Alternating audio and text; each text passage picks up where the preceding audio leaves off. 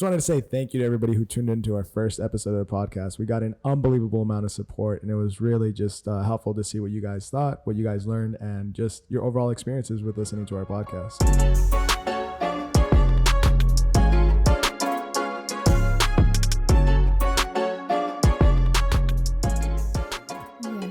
We did have a little bit of trouble or backed up. We got backed up. We actually shot our last episode, but technical difficulties. Growing pains, right? Growing pains, exactly. So our apologies for that, but we now developed a better rhythm and system in place so that we would not delay our podcast. No. But today we're actually going to be talking about working with family. And what does that look like? Kind of like the challenges we've had. And overall, just our experience, our personal experience. I would like to start off by saying most people, when they see us working, they automatically assume that we're married. Yes, that is the first thing we have to clarify always is I'm not married until I change my last name, which, by the way, on my route to change my last name. So hopefully once that's done, then, people won't assume we're married anymore. Well, I mean, right now it looks bad because you have a ring. And they're like, dang, these fools are married. And they have the same last name. I know. Anyways. So working with family, I think it's something that a lot of people maybe underestimate or in some cases overestimate. And I think this is a case by case, not necessarily that's like one size fits all, but I have noticed that I have worked with other family members in the past. I have a very, very, very cautious approach when it comes to working with either family or friends. I feel like it is such a delicate thing, and you have to be able to, kind of distinguish those things when you have those relationships, and you can't do that with everybody. Yeah. So you have to be very careful with, if you choose to have business with a family or a friend, you got to know that it will forever change the dynamics of how you guys see each other. Yeah. And the relationship in general. Yeah. I feel like, I think one of the things that, I guess we could start off with, what were the challenges? Do you feel like, did you have any challenge in thinking, working with each other would be a bad idea? I think we touched on it on the last episode, but on paper, it made sense for you and I to come together. But, me coming from a marketing background and you having a creative background, I know that even growing up, a lot of times whenever we worked on a project, it just made sense, right? Yeah. I could imagine it, but I could never make it. Yeah. But you were the one that was able to kind of put it together for me, and vice versa. There's some things where it's like you didn't really have like the starting ground or the imagination to do it, but I was able to help you with that. Yeah. So on paper, it made sense for us to work together. The way things aligned themselves, I just felt like it was a perfect time to take advantage of the opportunity that we had.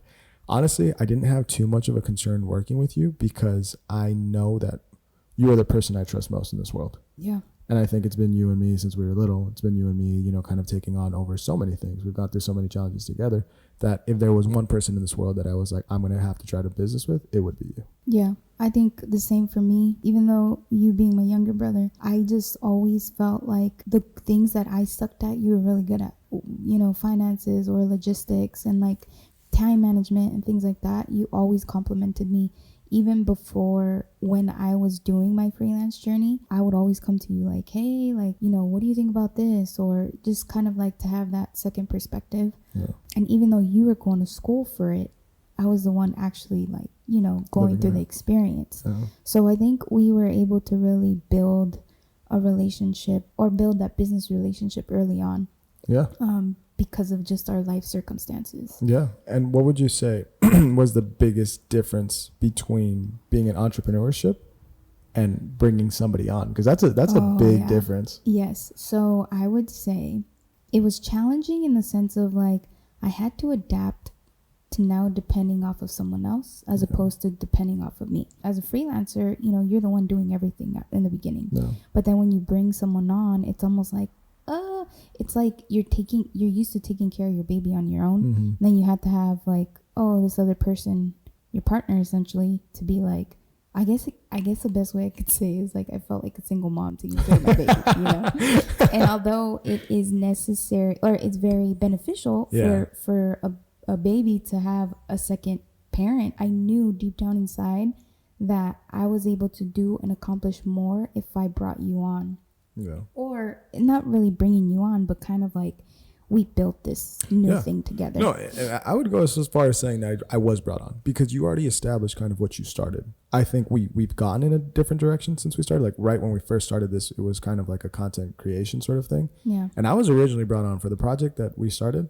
Yeah. I was brought on just to be like a shooter, like a photography shooter. And then like we're a like, second shooter. exactly. And then we're like, we'll figure it out once we get to that point. Yeah. My goal was always for us to kind of start with that and then develop into the digital marketing and then kind of expand on that. Yeah. But as God would have it and as our plans would have it, you know, it's a funny thing that, you know, we think that we can kind of dictate the way things go, but God always has a funny way of pointing you in a different direction. So and that is true. We quickly had to figure out how to swim. Yes. Right. Because we were put in waters where it's just like, we've never done this before. How do we do this? How do we sell this? Yeah. It was a risk for sure. 100%. But I think it was such a necessary part for us to grow, right? Yeah. If we weren't challenged in that way, I don't think we'd be able to develop to where we're at right now. Yeah, we'd be comfortable for sure. Yeah. But. And one thing I've learned with that is like, you have to be open to taking on challenges. Whenever there's something that you don't know, you need to take a step back and be like, okay, is this something realistically that's worth me learning about? And can I do it? And if it's something that will benefit me down the road. And I feel like we've been presented with things that's like, yeah, this will definitely help us develop, or this will definitely let us get to where we need to. So maybe in the beginning, it doesn't make a lot of financial sense for you to do. Maybe you're taking a loss in that way. But I feel like it's super necessary for you to learn, because whatever you learn with one client, challenging yourself, you'll be able to apply to multiple clients further on. I think, you know, you touching on that reminded me, I think it was difficult to kind of like having you on board, because you didn't, I mean, it's tough because you were brought on as like a second shooter, which ideally that's not originally what I wanted. Yeah. You know, what you wanted or what I wanted. We knew that you were going to be more of the logistics, the marketing side of things. So you had to come in sacrificing really what you wanted to do. And I had to come like sacrifice kind of like a little bit more of like, dang, I have to work harder in the beginning, kind of like you were of help. But I think I always told you the analogy where it's like, I feel like I'm a parent right now picking up a big load of the boxes, and it's like you're a little child, kind of like, you know, you're only able to pick up so much. And I can't blame you for that, same as like you wouldn't blame a little kid for not being able to carry your own weight. But you kind of had to grow. you have to grow into that role.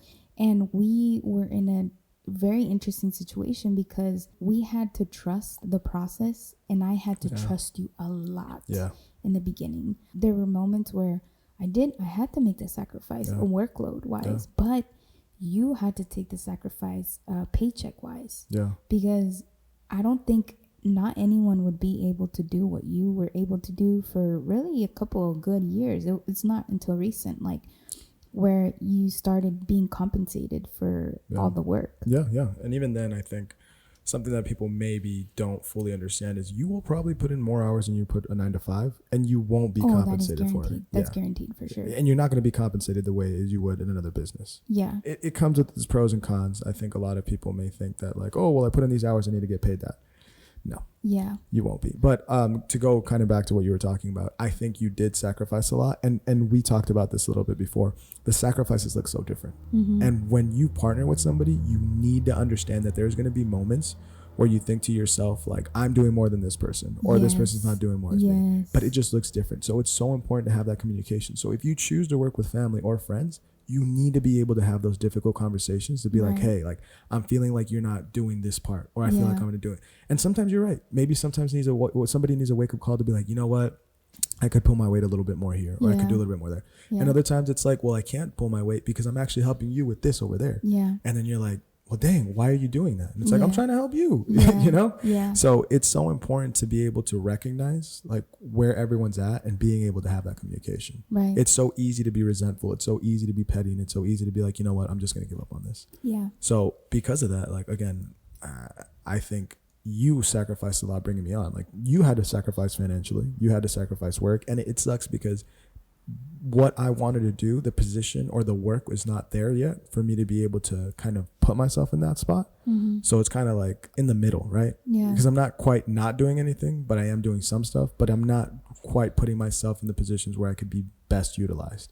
So part of that is also me finding ways, right? As we kind of developed the business, I got more comfortable with putting myself in positions where I can test myself, I can challenge myself, I can bring more value to the business. And we wouldn't be here if you wouldn't have been able to, I would say, the first full year of our business to be able to kind of endure a little bit more of the growing pains.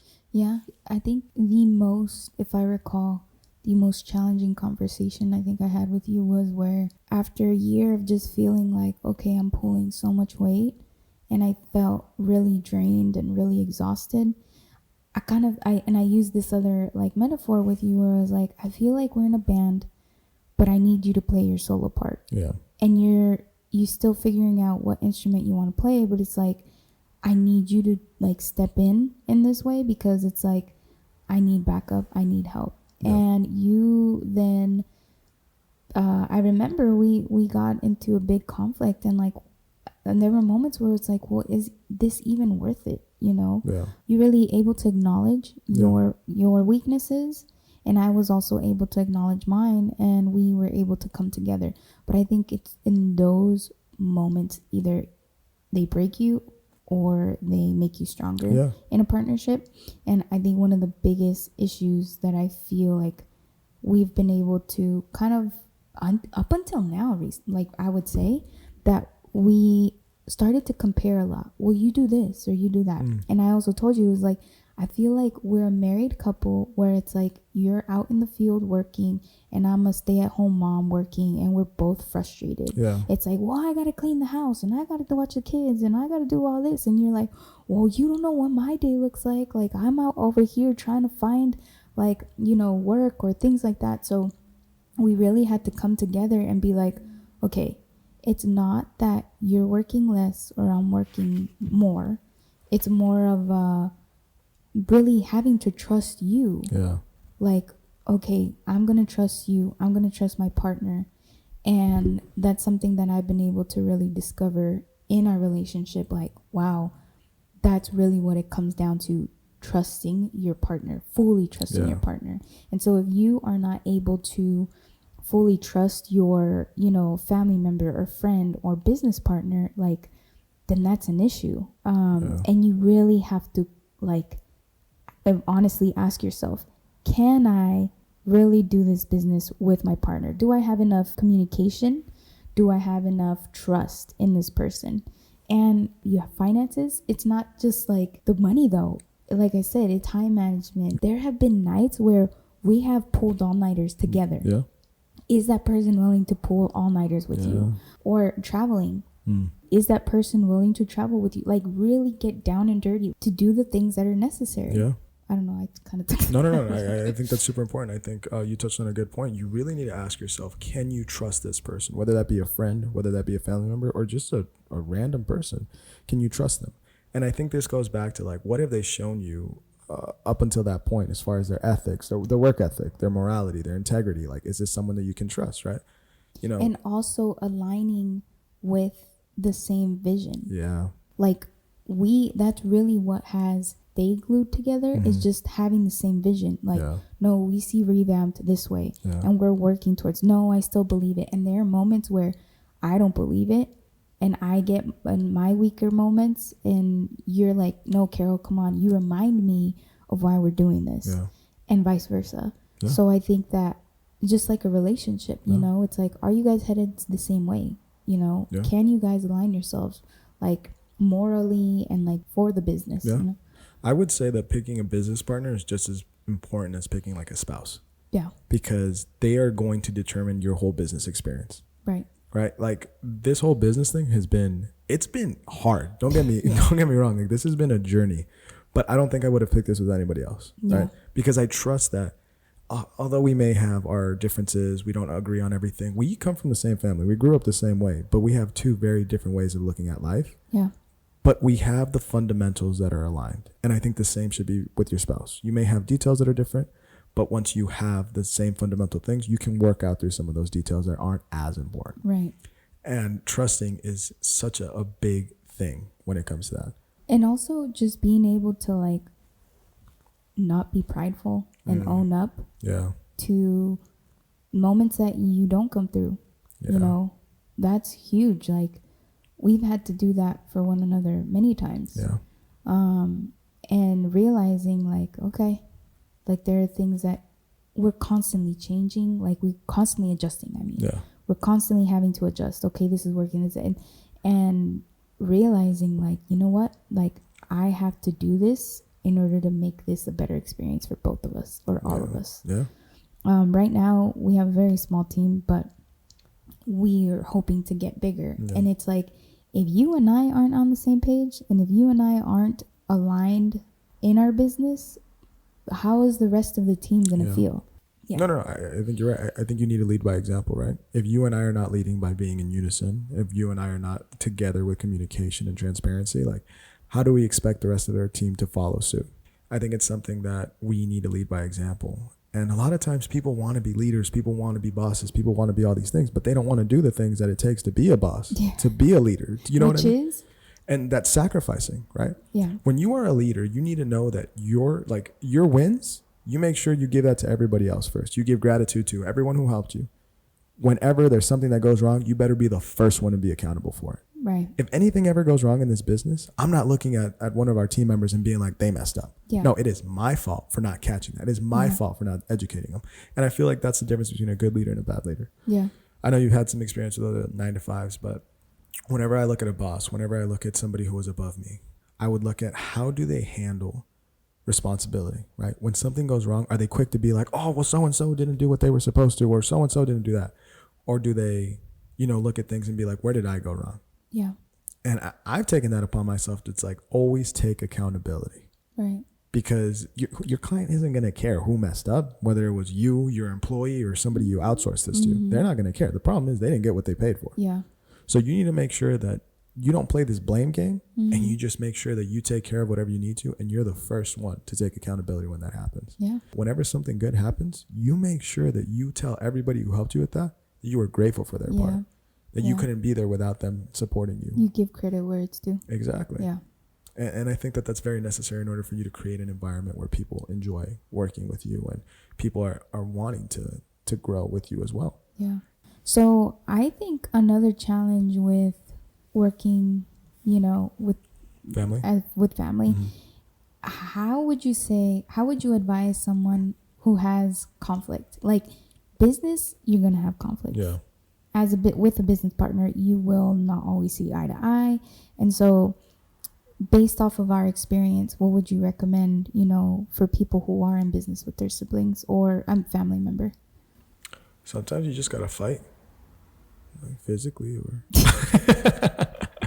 No, you don't have to fight, but I do think that you have to have conversations. Yeah. And I know this sounds so dumb or it sounds so like simple, but truly there's conversations where can you look at your partner and be like, hey, I don't feel supported. Yeah. I don't feel like you're pulling your weight.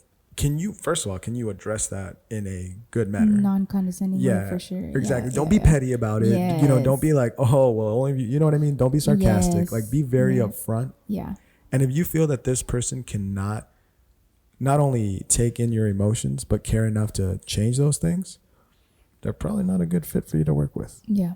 But you can kind of gauge that though in the beginning with the relationship you have with them already. You can. Sometimes you can suppress those feelings because it's like, oh, like with your friends, you don't have to have very many difficult conversations with them. Yeah, yeah. But once money's involved, once your future's involved, once a lot of other things start getting involved, tensions get a little bit higher. Yeah. And you really got to trust that person's going to be able to help you out. I can't express this enough. I think communication and trust is the two biggest things that you can have with somebody else. Yeah. You need to trust that they'll be able to carry their weight. And two, you're going to make mistakes. It's inevitable. So can you communicate with this person when the mistakes happen that you guys work together to find a solution? Right. One of the things that I really admire that we've been able to do is even though we've had our conflicts, even on our way to see a client, we never allow our issues to be reflective on our work. Yeah. Or we kind of, I guess that's the challenge with working with family. It's like, can you separate the two? Yeah. And I think that with our clients, we've been able to do that. But that also means like we've also recognized like, you know what? I do just need to spend some time with you, as my brother. Yeah. Like, let's go on a sibling date or like, let's like hang out. How are you really doing? Because if it's all business, then like we're not nurturing our personal relationship with each other. Yeah, I think you bring up a good point because when I believe that there was this time where I was just talking to you about work. And it got to the point wherever you saw one of my texts, you're like, bro, do not text me right now. I don't want to hear from you. Yeah. And I recognize, and I thank you for telling me that, because had you not told me that, I wouldn't have taken a step back and be like, you know what, I need to spend time with her and ask her, like, how is she doing outside of business? Yeah. It's so easy, especially when business is like really busy, for you to neglect one another's like well-being. And, you know, as my sister, like, I want to know how you're doing. I want to know how everything's going. So you need to be able to put your relationship aside from the business. They may overlap. They may come through and not. But you want to make sure that you still, like you said, make time to dedicate that, to be able to spend time intentionally with one another outside of just what the business is. Yeah. So if you could give anybody, if you had to simplify this whole podcast or this whole idea of working with family or friends, what is the advice that you would give to anybody who's thinking about starting a business with a family member or a friend? One, I would just analyze, okay, is my communication with this person good? Am I able to have challenging conversations with them? Because you will have challenging conversations. Two, honestly ask yourself, do you trust this person? Would you trust them with money? Would you trust them with kind of like time management? Would you trust them with basically joining you when things get hard? And I would say, and can you, I guess it aligns with both communication and trust, but conflicts will happen. And do you think that you guys will be able to separate the two between business and personal relationship? Do you feel like your relationship with this person is strong enough to endure both business and also nurture your personal relationship? Yeah. The last thing I will add, because that was an amazing answer, that basically summarized what we talked about. Make sure that your goals align. Oh, yes. Because if somebody wants to stop at just being like $100,000 company and someone else wants to be $1 million company, it's, you guys are going to have a lot of disconnect. For sure. Your ambitions are going to look different. Your views, your methods, all of that is going to look a lot different. So make sure you guys have the end goal, at least similarly, and that you have the trust, ability to communicate, and communication. Yeah. Yeah.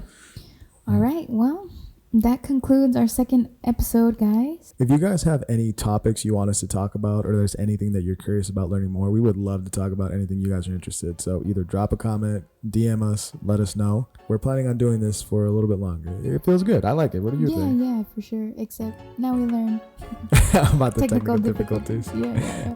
We'll figure it out, guys. Growing pains. Yeah, growing pains for sure. Well, that's it. All right. See you next time. Next time.